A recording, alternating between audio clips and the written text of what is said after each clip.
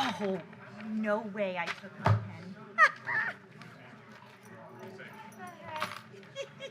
Wait a minute, I thought you weren't gonna be here because your counterpart was here. 6:30, I'm leaving. I have a varsity volleyball game, and I'm out at 6:30. What are you doing in Dade City? Got me till 6:30. Huh? What are you doing in Dade City? Well, we should be done. Oh, Ben's, yeah. He can. You gotta be out by 6:30 or I don't before. know why. I like have every Okay. agency but my pen. That's, I don't miss that's my why we have 3. That's good. or anything. Okay. I don't know. Your dad had a hernia when he was a little baby. They are fixable. Costing taxpayer money, Waitman. Let's go. Let's go, Waitman. Wait a minute, he's wrong.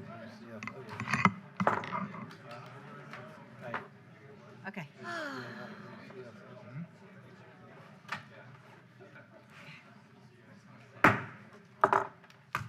Okay, welcome to the 5:15 session of the Board of County Commissioners for September 16th. And, I don't have a script. If I did, I threw it away, so I'm winging it. I have this script. I got this very important script. This is our sheet. Okay, so this is the final public hearing to adopt the fiscal year 2026 budget for the Board of County Commissioners of Pasco County, Florida. Citizens will be provided with an opportunity to speak during the public comment portion of the hearing. Does the clerk have proof of publication? Yes, Madam Chair. Proof of publication was in the Tampa Bay Times on Sunday, September 14th, 2025. Ms. Farrell, please provide a presentation overview of the budget we will be deciding upon this evening. Thank you. All right, Amy Farrell, Budget Director with Pasco County's Office of Management and Budget. And we are here tonight for the second and final public hearing to adopt the fiscal year 2026 budget. So what will we be covering today? So we're going to go over the purpose of the final public hearing. We're going to look at the board's direction in terms of our general fund millage.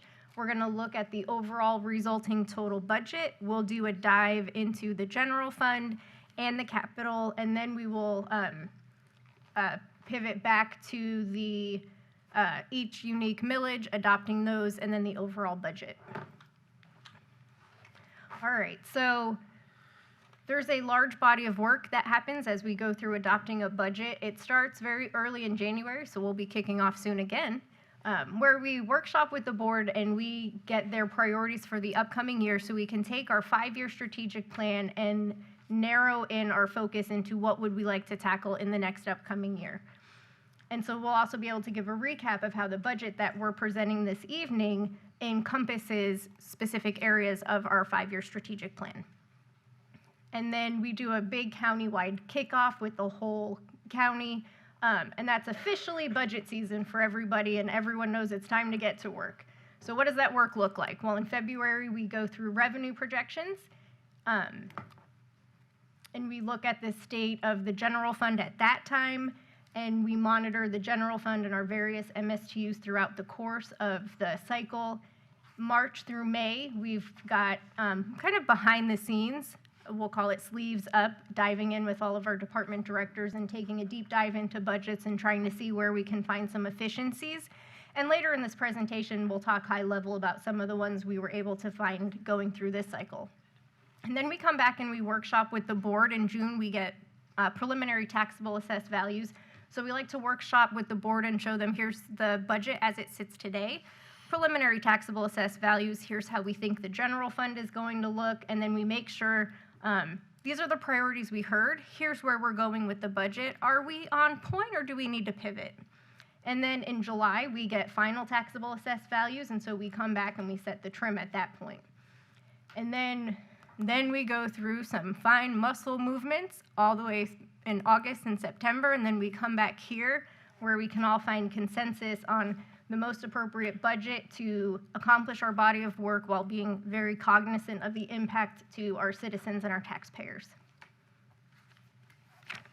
All right, so the strategic priorities that the board has set forth for us to focus, really laser focus in on this year, is around community resilience and sustainability, reducing homelessness, providing access and availability to cultural, educational, recreational, and social opportunities, meeting affordable and attainable housing needs, focusing on our stressed communities, and supporting our small businesses and entrepreneurship.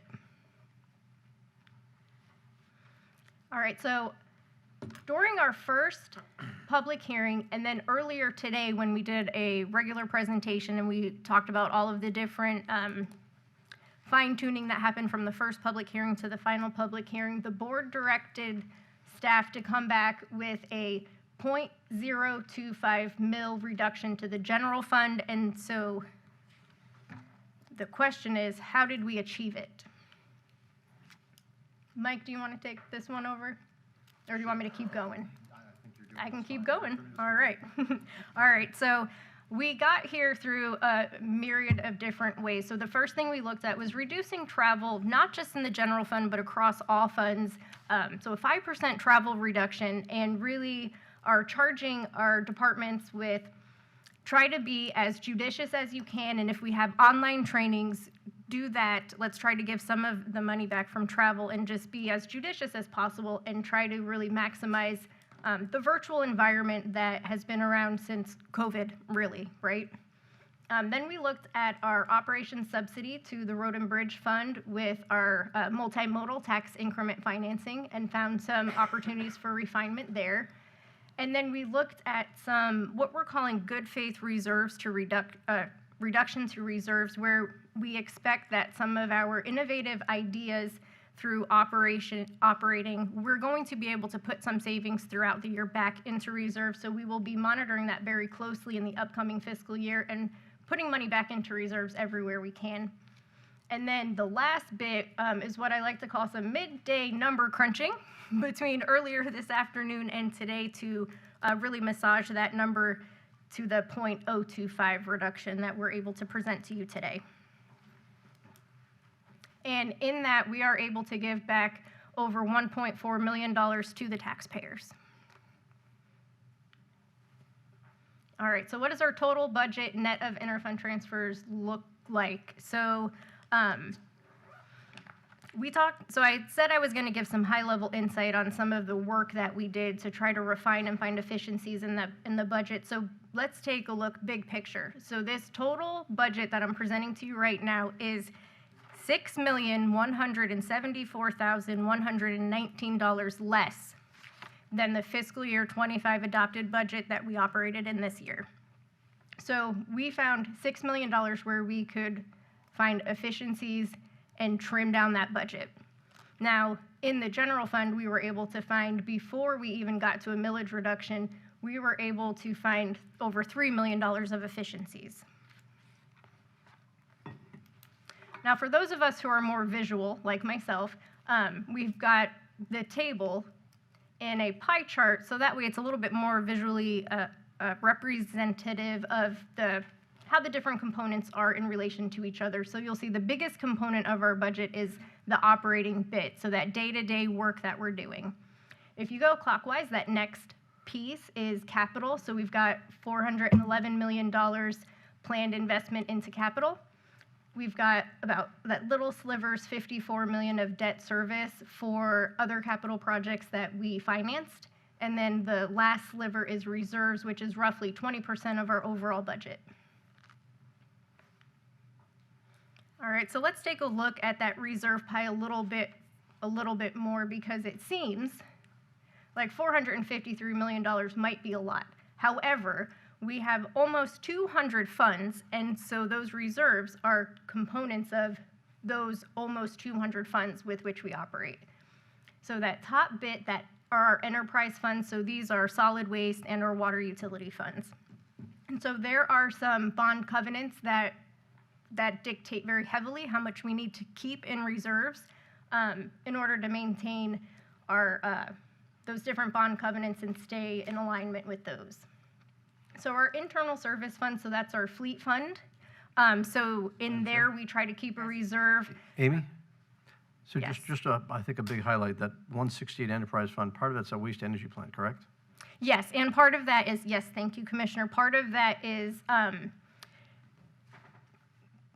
okay, so how can I word this in a way that make sense to more than just my brain. All right, so part of how we fund, that's a very expensive capital project, right? And so we had to find a varying methodology to fund it. So we've got some debt service funding it, but we're also doing some what we call pay as you go, where you build up a reserve over time so you can pay cash for some of the projects, and then you can also use financing and debt service for the remainder. It makes it a little bit more palatable, especially to our ratepayers. And so, yes, Commissioner, a portion of that fund is where we're going to be doing pay as you go.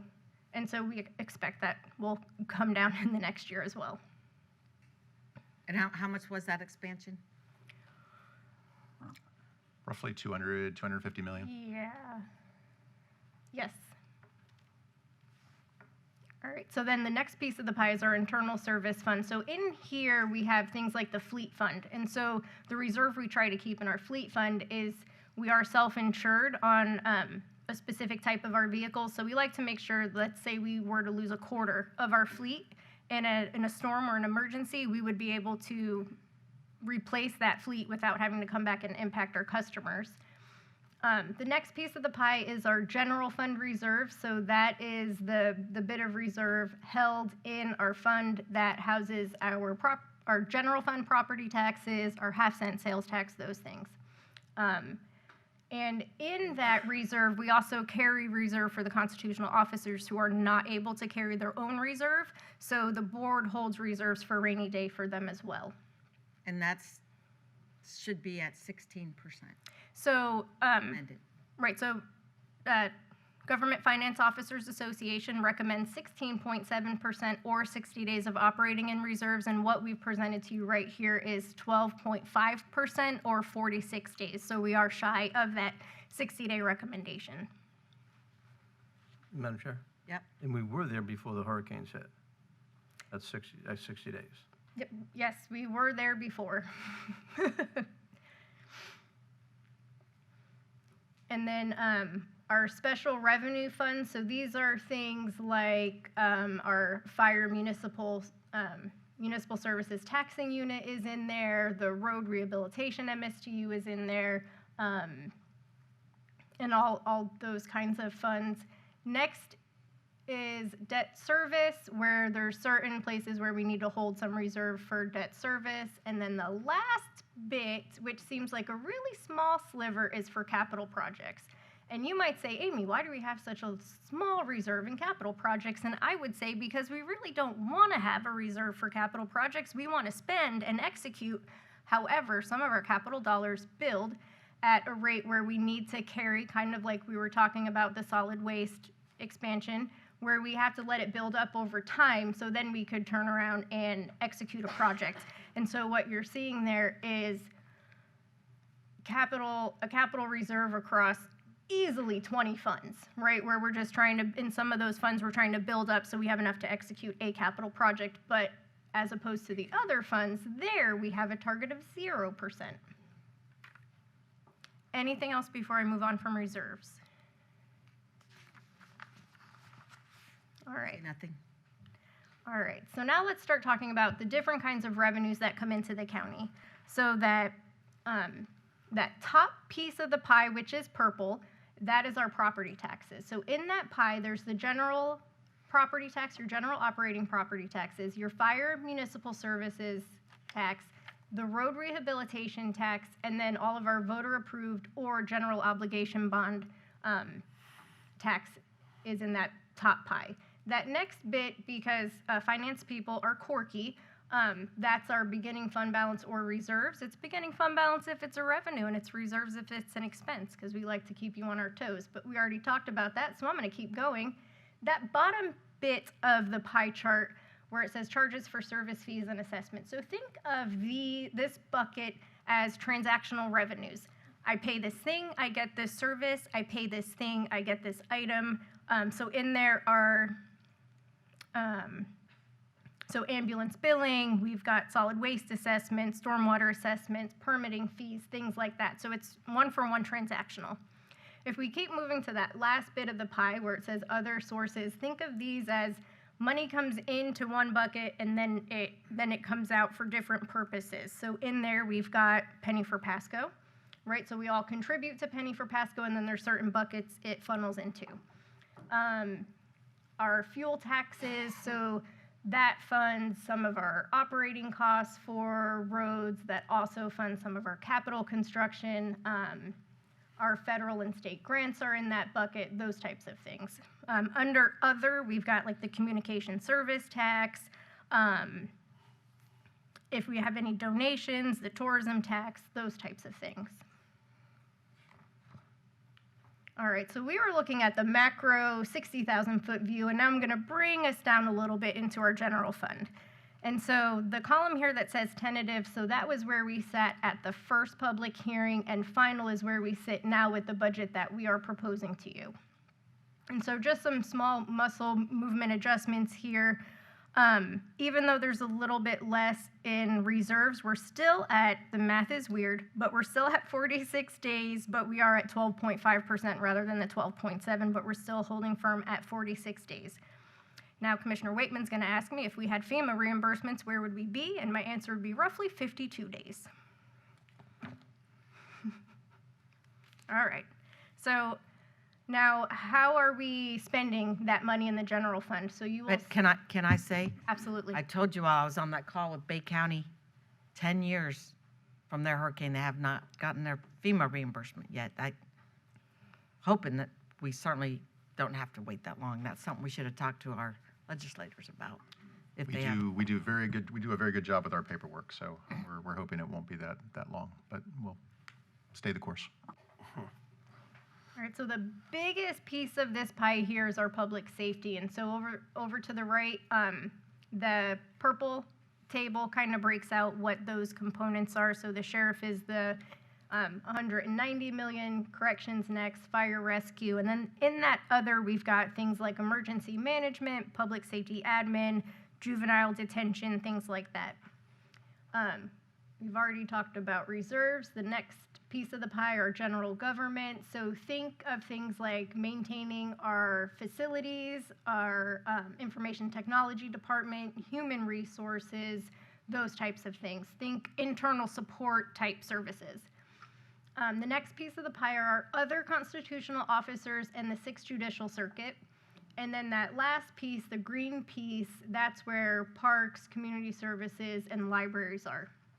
And I would be remiss if I did not point out that our parks budget is $3 million more than it was when we came to you in July, because the sheriff gave us back roughly $2 million of his budget, so that way we could reallocate those resources so parks could get to work on some of the capital maintenance that we all know our parks really need. All right, so here's our outside funding slide. Anything here that is bold and italicized, these are state mandates for us to pay, and then anything that is not bold and not italicized are at the board's discretion to fund.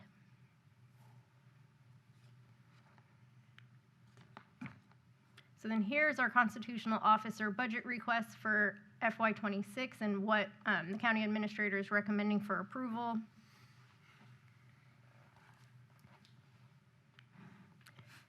Can you go back to that for a second? Yes, ma'am. Get it again.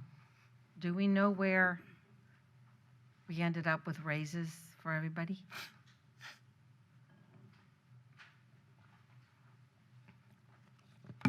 All right.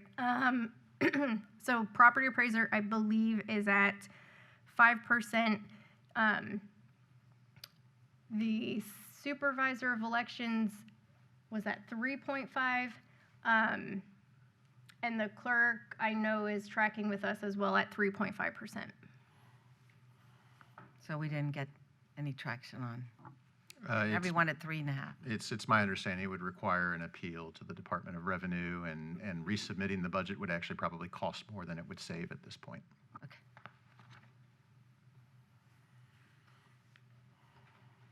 All right, and then I would be remiss if we didn't take an opportunity to talk about the execution of our new road rehabilitation MSTU. Jason Mickle was charged with $17 million to put back into the community and spend, and you can see from this slide based off of what has gone out the door and what is encumbered, which basically means we are under contract, so will be spent. He has met that $17 million charge.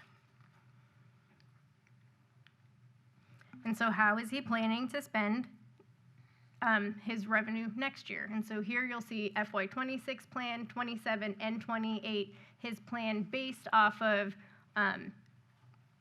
treatment type. So rejuvenation, microsurfacing, milling and resurfacing, all of those different components.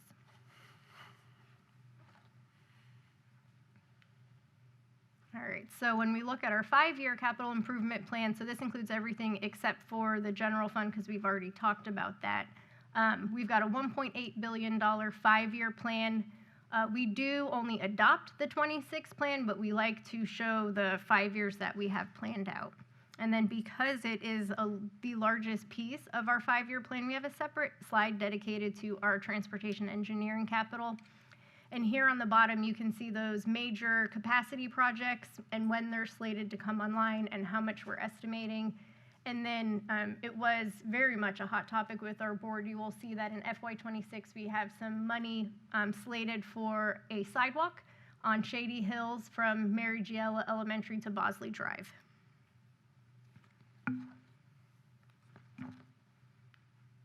All right, and then here is a list of updated millage rates from our daytime meeting. And at this point, Chair, if we can go back to the bottom page, the bottom of the first page of the script.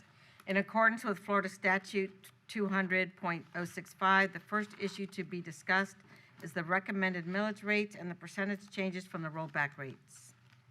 Chairman, members of the board, the aggregate millage rate being proposed is 9.8433 mils, which is lower than the aggregate millage rate sent out on trim notices and represents a 1.11% increase from the aggregate rollback rate of 9.7350 mils.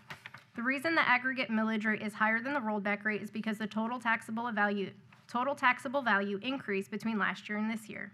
Table 1 in your handout shows the millage rates for the various county levies and a comparison of the recommended millage rates to the rollback rates and the prior year adopted millage rates. Rather than read this chart into the record, we have provided copies to each commissioner, board records, and members of the audience. At the first public hearing on the budget, the Board of County Commissioners adopted a budget based upon the millage rates used in the trim notices each property owner received. During the morning board meeting earlier today, the commissioners directed staff to return to the final public hearing with a reduction to the general operating millage of 0.0250 mils. I'd like to give a summary of the resulting general fund and transportation trust fund budgets, stating the millage rates, the percentage change from the rollback rate, and the reasons for such a change. The millage rate for the general fund is 7.4042 mils, which is a 3.57% increase from the rollback rate of 7.1489. This millage rate is a 0.250 mil reduction from last year's millage rate. The county realized an 11.2% increase in taxable assessed values over the past year. The increase in property tax values based on the recommended millage rate of 7.4042 mils and the taxable assessed value increase results in an additional $42.1 million in property tax revenue. The additional revenue will in part be used to increase the funding for parks capital maintenance, renovate the Hudson Library, provide operational resources for the expanded detention center, and provide wage increases for all employees. Prior action by the Florida legislature eliminated the requirement for a mandatory transportation ad valorem tax. No transportation millage was levied last year, and we propose no millage be assessed this year for the Transportation Trust Fund. I would ask the board to accept public comment and then vote on the general fund and the Transportation Trust Fund millage rates. The minimum vote required to levy the general fund millage rate is a simple majority or 3 votes according to maximum millage rate calculations. Are you on to me? Yes, page 4. Okay. Does anyone wish to speak to the board regarding the general fund and transportation fund? Madam Chair, I do have 3 people who signed up to talk, Okay. so we'll take it in order. We have Judy Osteen, followed by Janine Duffy, followed by Kathy Julian.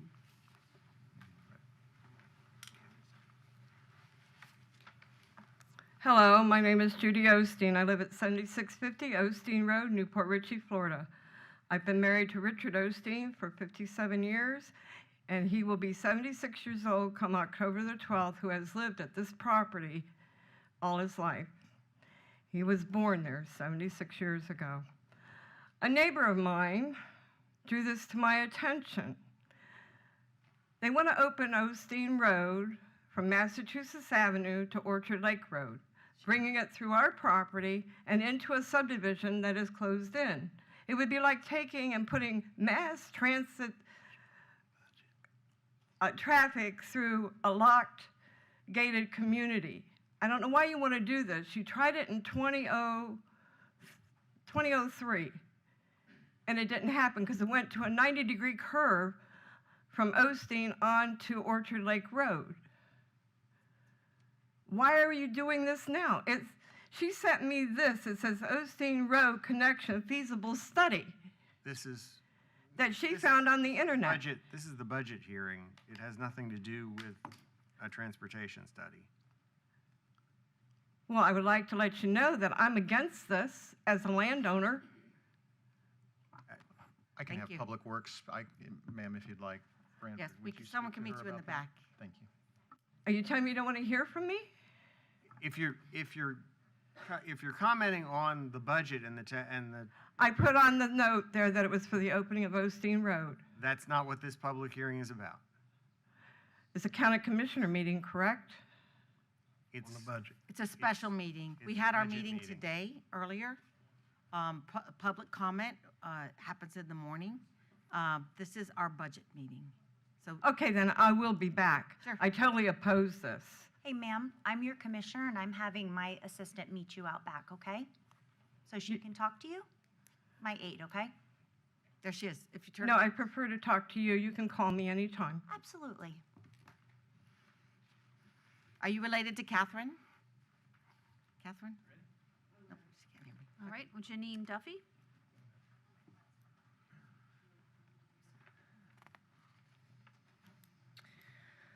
Hi, my name is Janine Duffy, 5550 Front Drive, Holiday, Florida, 34690. Last year, my property's just value was listed at $257,127. This year, that number actually decreased slightly to $235,260. However, during the same time, my assessed value went up from $213,730 last year to $219,920 this year. There have been no improvements made to the property, no repaved road, no extra features. In fact, it has gotten to be impossible to travel safely with the amount of traffic that is on the roads without proper infrastructure. Your math is very frustrating to figure out. The only thing I can figure is that you up the taxes by 3%, regardless if the value goes down. With inflation, insurance costs, and the rising cost of living, without equal rise in wages, HOA fees, CDD fees, and higher taxes, families are already under tremendous pressure. And with the substantial growth Pasco County is experiencing, the tax base is already expanding. So revenue should not have to come from the raising the burden on individual homeowners. In fact, this growth should allow for tax relief, not increases. All I'm asking for is fairness. I respectfully request that the board consider not just mine, but all properties' assessed value and ensure it reflects both the reduction in just value and the reality that this is not the right time to increase taxes on Pasco County residents struggling to keep their homes. With a $2.2 billion, a mere 0.01% equals about $220,000 divided by the number of taxable properties is merely pennies. Also, I would like to mention that our mosquito control district is a separate taxing district, and they are out of control. I would really like to see the county assume them and reallocate those funds. They have $10 million that they consider a slush fund. That is our money. I'd rather see that money go towards the county and allocated properly. Please consider these things. Thank you. County Administrator, we had this same math question come to the last meeting, so in case there's anyone else here, can we explain Certainly. why that happened? The just value on your trim notice is the value for taxing purposes. The assessed value is ultimately what the number will be calculated against, right? So in this particular case, Her just value went from 257,000 to approximately 235,000. Her assessed value was 213,000 the previous year. So the difference between 213 and 257 probably represents a homestead exemption or something like that. If the assessed value is lower than the just value, the maximum that assessed value can go up is 3% or the cost of inflation due to Save Our Homes. And so what she is seeing is even though her property may be valued less as the just value, she is still paying, the value of taxes is lower and below that number. So until they reach parity, you'll see that increase regardless of what your number does. Okay. Chair, Yes? so for clarity, I don't know, the property appraised is based on 85%. Right. Right, 85% of the appraised value of the home, not the full 100%. So that leaves a discrepancy there. Yeah, the Plus, just Save Our values- Homes has artificially, but thankfully, capped the amount that can increase. So that's why when you sell a house, it gets adjusted to the true value, but you're paying less. And you can see that number on your tax bill, right?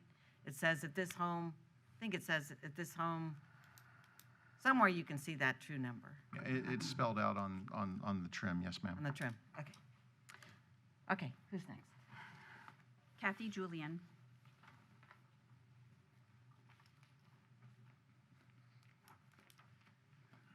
Hi, hope you're all doing well tonight. I'm not actually speaking for myself. Somebody asked me to come and speak on their behalf tonight. I'm really kind of tied up with doing stuff with mosquito, and I haven't been really paying attention. But what Janine said is really very true. They say they're protecting public health. I would much rather see that $10 million slush fund that they have go into protecting our roads. It should go to the sheriff's department. They're not protecting our health. Anyway, I had heard that there was going to be a 0.01 decrease in the millage rate, and that would equal 68 cents per property. I see you increase that quite a bit more, and it's now 1.4 million, which equates to $4.70 per property. So that's a big increase. I don't understand how all these property things are calculated. I've got to go back and look at it more. But it does seem kind of crazy that I live in a house that's got a sinkhole under it that's never been repaired, and our property value went up 10% this year on the tax rolls. And maybe I'm reading it wrong. I don't know. I need to call the appraiser's office and find out. But I do think we need to be saving tax dollars. And it also kind of hit me weird when it was said earlier in the meeting that the sheriff's department put $2 million back so money could go to something else. And I agree, our parks are very important. I think I heard Seth speak about it at a meeting, and he was saying how we need to have more parks because, these kids need to have the parks. Totally agree with that. They were very important to me when my kids were little. But it bothers me that we're taking it out of the sheriff's department because we're constantly hearing that the sheriff's department is underfunded. So I know it's a balancing act. I don't know where that whole balance comes down, but we need to have more. There's very little traffic enforcement, and that needs to be something. I'm sure the sheriff has told you that. But we need to be putting money into public safety. That's really the big thing in my behalf. But anyway, thank you for cutting the taxes a little bit, even though I don't think it's enough because our house taxes are crazy. They're over $7,000 a year. I don't live in a mansion. And we shouldn't be paying so much for taxes. And there've got to be ways to cut. And your employees here are getting probably a bigger raise than most of the people in the private sector. And from looking at things at the mosquito, and I would assume it's the same here, those employees are very well taken care of financially. I mean, they make a lot of money, and they have great pensions, and people in the private sector don't have that, and it's all well and good. It used to be if you work for the government, you make less money, but now I hear that commissioners who make $400 a month get a pension. Really? They work one meeting a month and they get a pension from that? That doesn't happen in the private sector. So, the government needs to be toning everything down. Look at their budget. It says right on there, they put 55% of their salary into retirement. The mosquito? Yes. And the director of the mosquito, who I've been extraordinarily critical of, 40% of her salary is put into her retirement fund. Well, we don't control them. I'm well aware of that. I hope you do in the near future. Okay. Thank you. Okay. That's all I have signed up in current. Representative Steele raised his hand. Yes, and Representative Steele, you want to speak? Is there anyone else here who would like to address the county commission? Please feel free to come up after. Thank you for recognizing me. I was in a meeting, so I didn't get to sign up, and I apologize for that tardiness of myself. I drove back from Miami just for this meeting, believe it or not. My family's still in Miami, so I'm going to drive back after this. But I meant to be here for the last one, and I was out of town, so I made it a point that I would be here. As a company, you have to stay within your means and confines of revenue versus expenses. And if you don't have the revenue, you don't raise taxes. You have to start making cuts where they belong. Any organization has had to do that. I don't think there's a single government agency, whether it's a state, municipality, or county, has ever done that. They don't cut back. They adjust millage rates. They add MSTUs as special taxes, or they increase the value of your home. And so I ran a bill last session. I'm sure you guys all heard about it. It actually ran 3 bills. One of them was to bring the value of your home back to what you paid for your home, because it's the only asset that you buy in the United States that continues to grow in value, and you get taxed on that value. If you think of anything else, a boat, a car, a building, your chairs that you buy in your office, it's all depreciated values. This is the only asset that you buy as an American citizen that continues to inflate. And it's kind of like, and I know I brought this up to you, and this is not you, this is more the tax assessor, the Internal Revenue Department, but we shouldn't be taxing people on a value on something that they have not realized. There's no other capital gains that we pay taxes on that's above the value you have when you sell it, not while you have it and carry that asset. That's what Kamala Harris wanted to do, is tax on unrealized capital gains, and it's the same concept. You're taxing on unrealized capital gains. So you shouldn't inflate the value of the home. It should stay what you paid for the house, and that's another bill that's going to be, actually, I think the whole House is now on board with that in the Senate, so you guys need to be prepared for that. We are adjusting the taxes, and that's one of the biggest pushes that we're doing at the state level. So I just wanted to come in and express my concern that we started to raise them again, and I see that you guys worked hard. The funny math, though, and I had to ask, because I understand math pretty well, but I had to ask to confirm what I saw, because it looks like we're going down 3%, but we're only going down 1.64%, and that's because of all of the other areas that we're moving the money around in. Instead of it being just removed altogether, it's being put into different MSTUs and different categories. So it's not a total of 3% coming down, it's 1.64%. I don't know if you guys understood that or not, but thank you guys for your time. Well, it's a portion comes down, yeah, not the whole thing. Okay, is there anyone else who wants to speak to us? Madam Chair, I don't know if the person that registered to attend online is online.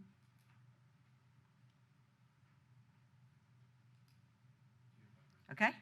The name is Vincent Gariano. Okay. All right, we'll elevate him.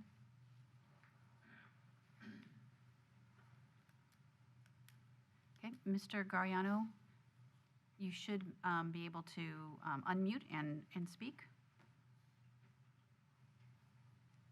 I'm fine at this time, thank you. All right, thank you. Okay, I think I just want to address one thing to Ms. Julian on the sheriff's budget. The sheriff did get, I don't know where she went over there. The sheriff did get a big increase, but he tightened his belt like the rest of us. So before we ever came to this meeting, I don't know if you want to explain how you go through your budget process. Yeah, with the sheriff, the agreed upon methodology currently with the board and the sheriff is 40% of new revenue is going to help him catch up, so he can again to provide services. As a result, he would have been, entitled is a bad word, but I'll just use it, to approximately 19 million. He took 17 in his budget, where this board was able to reallocate those dollars to reinvest in parks. So.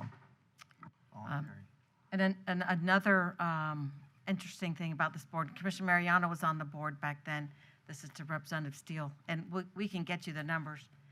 this county in the early 2000s did roll back greatly the millage rate. I think when I moved here it was in the 9s, maybe 8s or 9s, but it was only homes and there were no businesses here. So You were near your cap, yes. yes, yeah, we were very near our cap. But since, and then the county started rolling back the millage rate, rolling it back, and then Save Our Homes came, and, No, it was then the legislature imposed rollback rates. Oh, And yes. that during. and they got stuck. Yeah. We had to close parks, libraries. We literally had machines in front of the parks that you had to pay to go in. It was a difficult time, and we still have not recovered from that.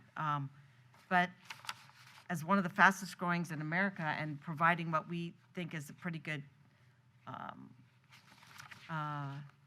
lifestyle here, but still rolling our millage back every year, this is our 3rd year in a row, we try and strike a balance between providing the services that we need and keep our county affordable. So I'll just say that.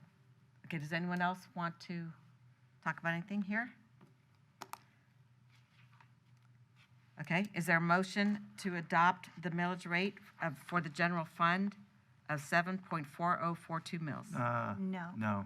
Well, that's why I'm offering, Oh, okay. that's what I'm saying. Sorry. I'll make a Okay. motion. Okay, no, discussion. Okay. There was a motion, is there a second? Commissioner Oakley? Yeah, second. Okay, under discussion. Okay.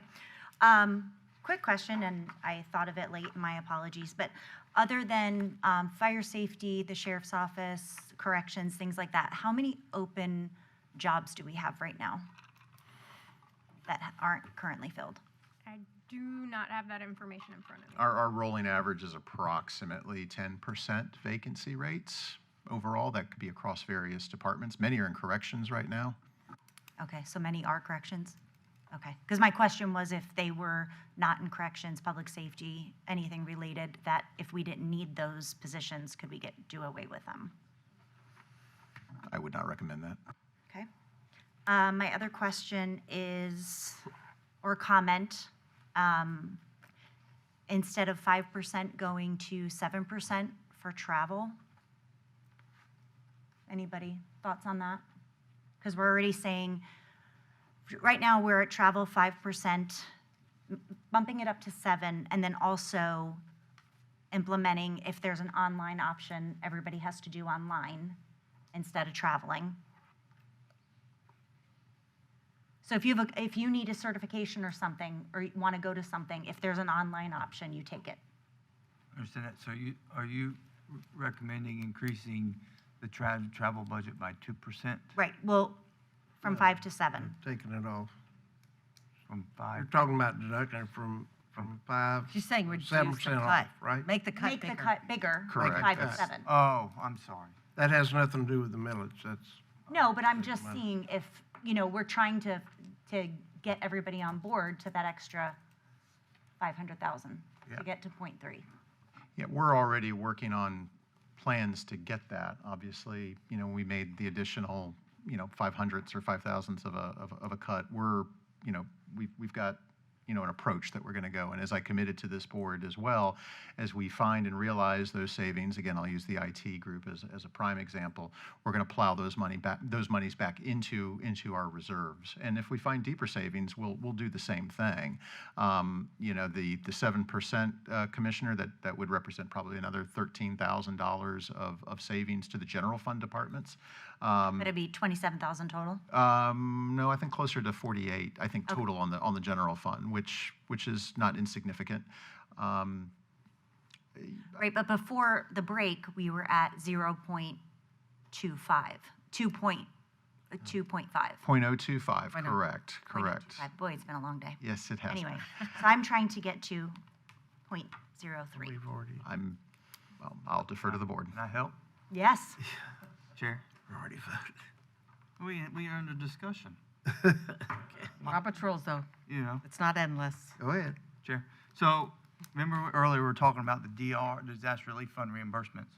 as of right now, conservatively, that this county can be reimbursed for the work that's done today, all the way up until this protest, Mr. Breitenbach's conservatively figured $318,000 in reimbursement already today for the staff time. So when we look at trying to cut to get to the 0.3 mils, addition, it's 500 grand. We're there by 318K just by reimbursement from the DR funds, leaving us a small balance. So we can get to the 0.3 mil cut, 0.03. 0.03 mil cut. I think relatively easily if there's a collective decision-making process here, which we have to have. But we're there with the 318K, which is probably higher and going to keep growing through the DR process. So I'm fully confident of moving the cutting the millage rate to 0.03. I think we can get there, and I'm confident in the budget team and department heads in managing their funds appropriately and Sure. remaining whole. I just want to say, I feel like we owe it to our citizens. We're almost there. We can do it, and we won't feel it. So I hope you guys will support 0.03. So when we started, we were at point, what was the very first one where? We Yeah, that you- were originally flat. Yes, we were flat. And through trim, we then committed to a 0.01 to look at that. We went into that and we came back with 0.02. Yes. And then this body had deliberation this morning on it, went back and forth on an additional 0.01 and landed collectively at 0.025. So I feel like we've tightened, and but to Commissioner Waitman's thoughts, I'm hopeful that next year, with the DR, CDBG DR money, we can continue to find more savings. But until we have it, we can't say that we have it, and we're still awaiting the FEMA money. So I'll let you know that I got a call. My office got a call from a constituent who, sorry, Keith, was out on the Suncoast Trail today, sat on a bench and sat on nails that tore his clothes and injured him. So we have a lot of work to do here. Can I just, And so I'm think we've gone further than we ever thought we were going to at 0.025, and that's where I am. So Yeah. we can have them speak a little more, and then we'll call a question. one thing, if we're that close, we could take 200,000 out of the reserves, which is nothing, and we're there. It's 25 cents a house, 10 cents a house, and we can fix benches so people don't get their bodies ripped up. So, Commissioner? Madam Chair, as we talked about by getting rid of the paving assessment program, I have got a list of people that are wanting to get on the list. I know everyone else has got people that want to get their roads done. They don't want to ride around with potholes. You can go to West Wiregrass, you can go to Trinity, go wherever you want. There's not enough parks out there as well. So I think we made a great move by making the first cut, the second cut, and the third cut is a good compromise. I'm comfortable with the motion. Well, if you call, I am too. okay, so all in favor? Aye. Signify by saying aye. Aye? Aye. Nay? Nay. Okay, is there a motion to adopt no. Is there a motion to adopt the millage rate for the Transportation Trust Fund of 0.00 mils? So moved. Second. Any discussion? All in favor? Aye. Aye. Aye. I will now provide a summary of the Fire Municipal Service Taxing Unit budget stating the millage rate, the percentage change from the rollback rate, and the reasons for the change. The Fire Municipal Service Taxing Unit Fund has a recommended tax levy of 2.1225 mils. This represents a 5.62% increase from the rollback rate of 2.0096. Taxable values for this municipal service taxing unit increased 11.7%. The increase in property values results in an additional $12.5 million in property tax revenue. The additional revenue will be used to fund wage increases for the firefighter union, 4 additional emergency medical services supervisors, and 4 additional fire arson investigators. I would ask the board to accept public comment and then vote on the Fire Municipal Service Taxing Unit Fund millage rate. The minimum vote for this final hearing is 4 votes. Okay. Is there anyone here who wishes to speak to this item? Actually, I didn't say my whole paragraph. I would ask the board to accept public no, you said that. Yeah. Is there anyone here to speak to the Fire Municipal Service Taxing Unit? Constitution. Okay. Is there a motion to adopt the millage rate of 2.1225 mils? So moved. Second? All in favor? Aye. I will now provide a summary of the other two municipal service taxing unit budgets, stating the millage rates, the percentage change from the rollback rate, and the reasons for the change. No millage was levied last year, and no mills were adopted during the first public hearing for the Parks Capital Maintenance MSTU Fund. I would ask the board to accept public comment and then vote on the Parks Capital Maintenance MSTU millage rate. Since this millage rate is unable to increase at this final public hearing, a simple majority vote is all that is needed to maintain the levy of 0 mills. Does anyone wish to speak to the board regarding the Parks Capital Maintenance MSTU of 0? Not you, Keith. I had to say that. Sorry. Of 0.000. Okay. Move approval. Second. All in favor? Aye. Should say nay. Okay. The roads. The Roads Rehabilitation MSTU Fund has a recommended tax levy of 0.4052 mils. This represents a 5.3% increase from the rollback rate of 0.3848. This millage rate will generate $21.6 million in property tax revenue to maintain the county's roadway network. I would ask the board to accept public comment and then vote on the Roads Rehabilitation MSTU millage rate. The minimum vote for this final hearing is 4 votes. All right, does anyone wish to speak to the board regarding the Roads Rehabilitation MSTU? And you have no one online, correct? I have no That one. wants to speak? I just want to make sure. That gentleman? Okay. All right, to the board. Move approval.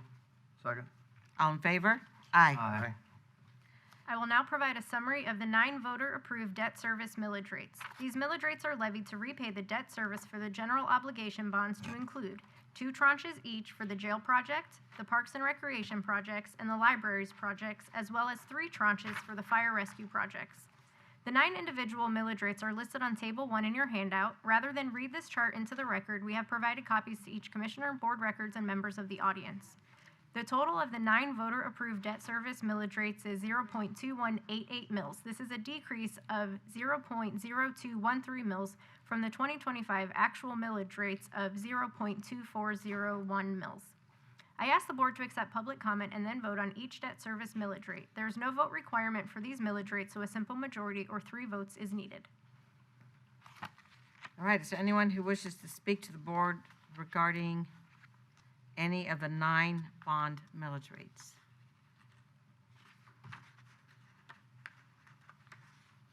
Okay. Is there a motion to adopt a millage rate of 0.0229 mils for the 2019A jail facility bond? Move approval. Second? All in favor? Aye. Is there a motion to adopt a millage rate of 0.0182 mils for the 2019B fire rescue bond? Move approval. Second? Aye. All in favor? Aye. Is there a motion to adopt a millage rate of 0.0086 mils for the 2019C Parks, Recreation, and Natural Resources bond? Move approval. Second? All in favor? Aye. Aye. Is there a motion to adopt a millage rate of 0.0081 mils for the 2019 D Libraries bond? Move approval. Second? All in favor? Aye. Aye. Is there a motion to adopt a millage rate of 0.0364 mils for the 2020 A Fire Rescue bond? Move approval. Second? All in favor? Aye. Aye.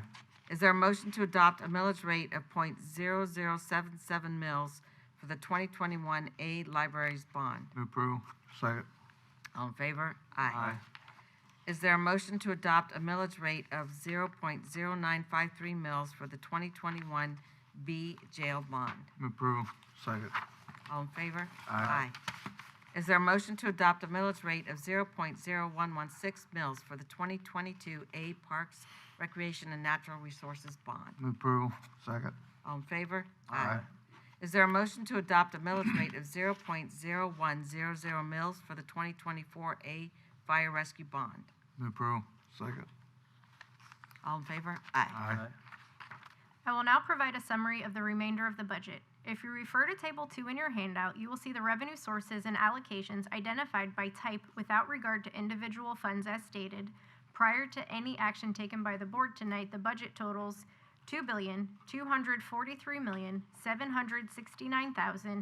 $2,243,769,298 net of interfund transfers. I would ask the board to accept public comment, then vote on the budget. There is no vote requirement for the budget, so a simple majority or 3 votes is needed.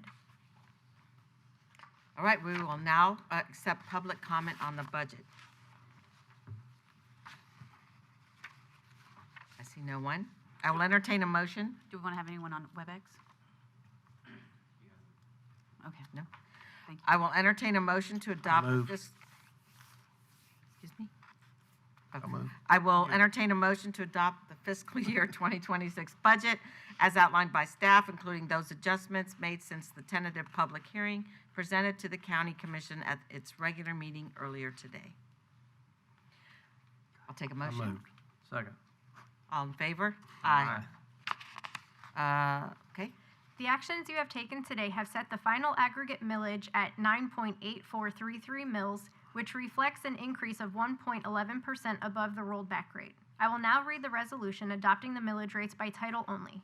A resolution of the Board of County Commissioners of Pasco County, Florida, adopting the final levying of ad valorem taxes for Pasco County for fiscal year 2026, providing for an effective date. Okay, is there a motion for approval of the resolution adopting the final levying of ad valorem taxes for Pasco County for fiscal year 2026? So moved. Second. All in favor? Aye. I will now read the resolution adopting the budget by title only. A resolution of the Board of County Commissioners of Pasco County, Florida, adopting the final budget for fiscal year 2026, providing for an effective date. Is there anyone who wishes to speak to this? Is there a motion for approval? So moved. Second. All those in favor? Aye. Aye. This concludes the final public hearing to adopt the final millage rates and the final budget for fiscal year 2026. And thank you, everybody. I'm really proud that we rolled it back. We went deeper than we originally thought we would. Yep. And This one was just. it's a good thing for our citizens. So thank you for everything everyone did. And thank you to your department, Amy. Go have a beer or a glass of wine. Or tea. They've earned it. Yeah.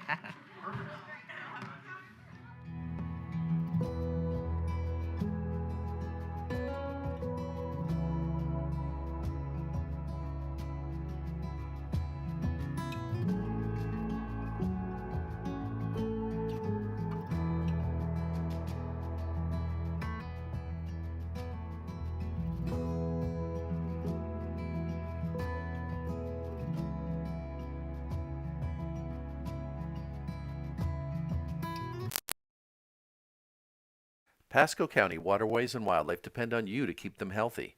Excess fertilizer, grass clippings, trash, oils, and pet waste wash into gutters and storm drains when it rains. Stormwater